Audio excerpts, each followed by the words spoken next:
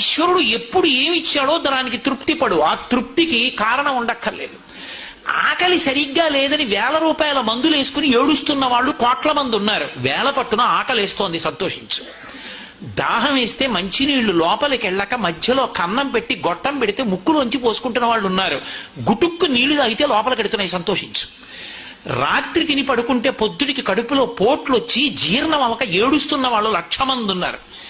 తిన్నది గుండ్రాయి అయినా సరే తెల్లారేటప్పటికి జీర్ణం అయిపోతోంది, సంతోషించు.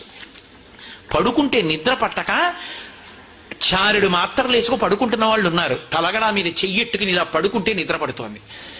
పుస్తకం ఉంటే తప్ప మాట్లాడలేని వాళ్ళు ఉన్నారు. వేదిక ఎక్కి కూర్చుని మాట్లాడడం మొదలు పెడితే గంగా ప్రవాహంలో వస్తోంది, సంతోషించు ఈశ్వరుడి కారుణ్యానికి. కొంతమంది కూర్చోలేని వాళ్ళు ఉన్నారు, కూర్చుంటున్నావు. నడవలేని వాళ్ళు ఉన్నారు, నడుస్తున్నావు. చూడలేని వాళ్ళు ఉన్నారు, చూస్తున్నావు. వినలేని వాళ్ళు ఉన్నారు, వింటున్నావు. ఈశ్వరుడు నీకు ఇచ్చిన దానికి ప్రతి క్షణం తృప్తితో ఓలలాడిపోవాలి. ఎన్ని మాటలు కృతజ్ఞత చెప్తావు.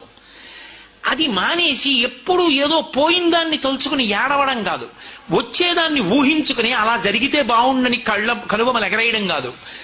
ఇప్పుడు ఇక్కడ నీకు ఈశ్వరుడు వర్తమానంలో ఏమిచ్చాడో దానితో తృప్తిగా ఉండడం అలవాటైతే వాణ్ణి మించిన భాగ్యవంతుడు లేడు.